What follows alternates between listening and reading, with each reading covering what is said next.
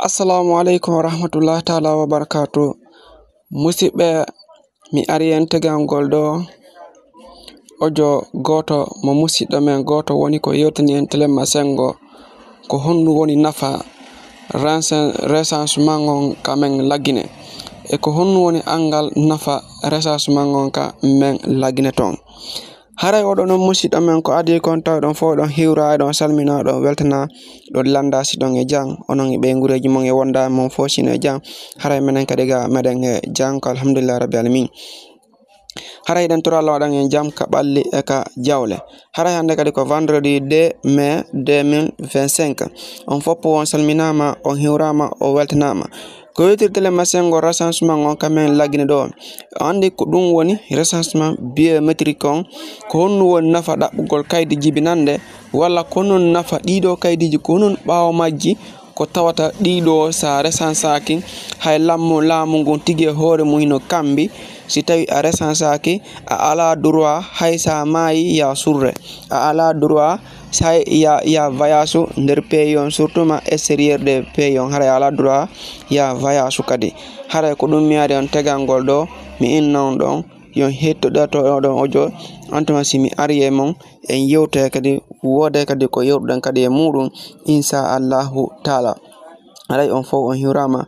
on salminama on weltanama min non ɗon leydi ndin kamen laggine ɗo ley wuli dow ƴawtako haray noon gonga ko ɓenni kon puusu ko ha ka dambugal si yehi ha satti rek yimɓe ɓen heɓay ka yaltira inchallahu taala haray ko ɗum non tegan herden noon si Allah jaɓi. Voilà, haray noon mi tawta on ka débat ɗo débat labaɗo ɓay ɗon andi aduna on ko ni mo kala ko selon si mijitike ha koko ari ka hakkilo o ko ɗum ɗon wawata hollude donc haray on tigui kañum kadi no woni hollirde na wiwgol no goɗɗo go mijori hina ɗum kono c'est selon la manière moi aussi je pense pour ce processus de recensement haray noon risque molanaɗo no ton ko ynuɗen kon dow avantage et inconvénient au recensement ɗo ko avantage majƴo ko ɓuuri nder ton inconvénient ko honɗum pour des militants d'un parti politique qui refuse de se faire recenser ɓen no ƴetti risque molanaɗo ko honɗum noon e risque ji si tawi e recensaki ko honɗum ɗum jonnata ko ɗum woni artude yewtugol ɗo haray si juuti yimɓe ɓe yafoto. Des militants d'un parti politique qui refuse de se faire recenser par méfiance envers un gouvernement par exemple de la transition innugol recensotako fi ɓeɗo yimɓe ɓen ko nantonoyne kon ka mojoɓe ɓe moƴƴana en ɓe waɗata ko ha nani en ɓe no andi ko jokki ɓe préparino ɗum neeɓi kala yahuɗo ɗo ɗowta e ɓe woni koni en innata wonata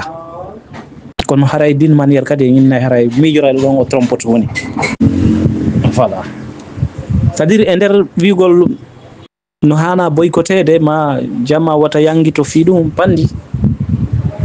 en disant ça nous prenons beaucoup de risques politiques et stratégiques importants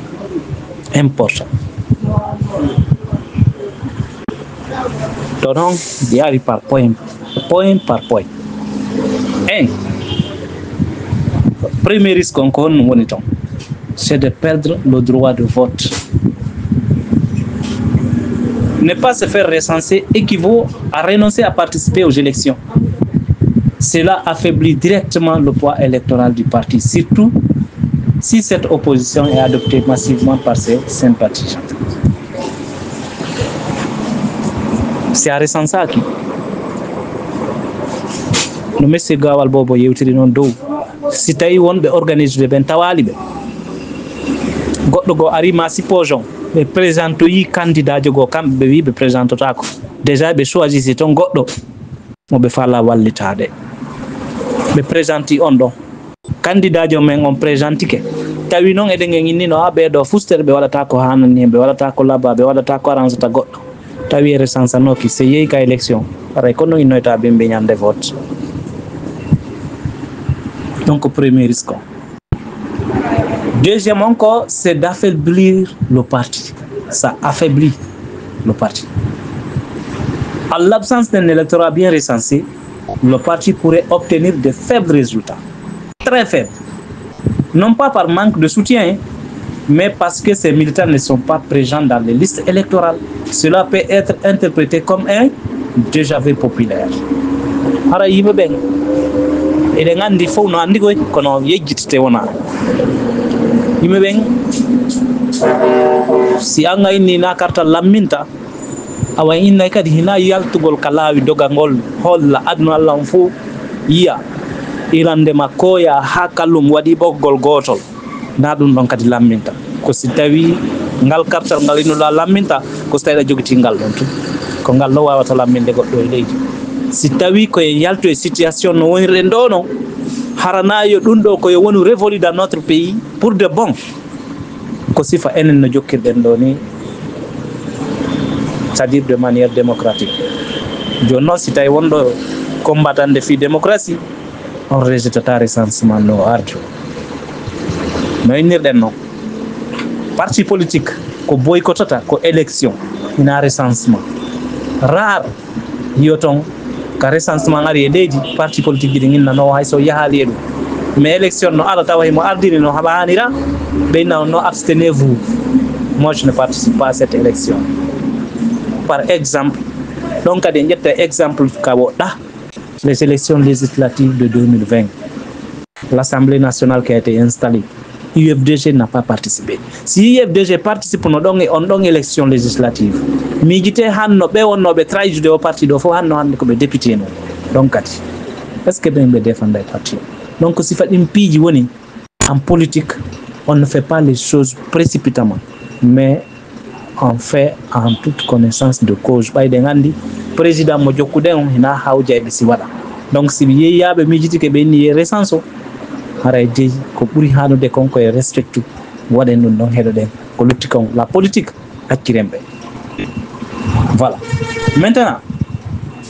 le troisième point, c'est de laisser le champ libre aux adversaires. Si a recensaki, haray, c'est comme si ange goɗɗo on hawti suudu ma ni wiyen joni ange goɗɗo hiɗon woni colocataire d'une chambre hara ko non hawti chambre o joni noon an heɓa hoɓɓe ma kanko heɓa hoɓɓe fuɗɗoɗo yeddodirde so yeddodiri ɗon an gikkitoɗa an yaha an wala ka terrasse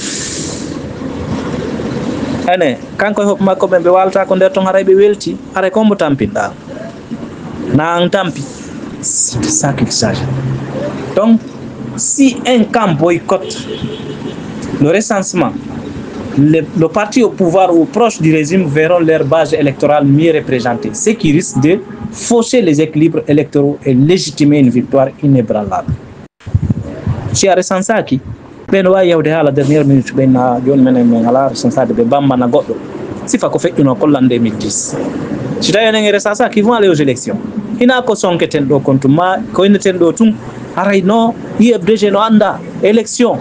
libre et transparente ala folo en ka leydi men ɗo awa noon sinnama libre et transparente il faut forcément se recenser pour aller à une élection libre et transparente. Ça a la carte électorale on hay si piranama ha honto fi une élection libre et transparente ça a la carte électorale a tawaka ka liste électorale haray ça n'a pas de sens. Haray ko ɗo inten jama yo yejjutu wiwgol ngol tun e no en recensike 2010 e recensike 2015 e recensike ɗum ɗo e ɗum ɗo.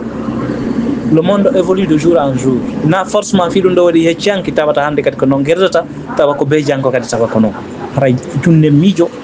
acciten haqqille men ɗen golliren no andiraɗen noon les militants et sympathisants de l'UFDG sont mieux préparés dans les esprits haray waɗen ɗum. Le quatrième point c'est quoi? C'est les risques juridiques politiques ou politiques futures. En cas de contestation des résultats, les autorités peuvent répliquer que les opposants n'ont pas participé au processus de recensement. Donc leur opposition perd de légitimité. Donc non, si calculoyama, tawi enen boycoti, élection no yahama, tawi enen boycoti, si controyama on taway ko enen waɗi na goɗɗo de. Haray ko non selon no mimmi famiri non. Je n'impose pas à quelqu'un. Mais haray ko joɗotoɓe par exemple à la longueur de journée ko wiwgol tun kañum no tami tun coup de poing ko yahu tun enen e ɓeɗo c'est à dire allons à l'affrontement allons corps à corps na ɗum woni politique na ɗum woni politique. Si tawi parti au pouvoir tawi ɓe ala stratégie fof sisana le rapport de force hiɓe andile on te redoute si a jokkiɓe e lancé maɓɓe on c'est toi tu vas perdre. Aray ko noon ka wonde yaade ɗo respectons nos leaders, allons au recensement, l'avenir jugera. Aray min ko ɗum ɗo mi marno ko ɓeytata à travers o débat mo nde min ɗonani on jarama.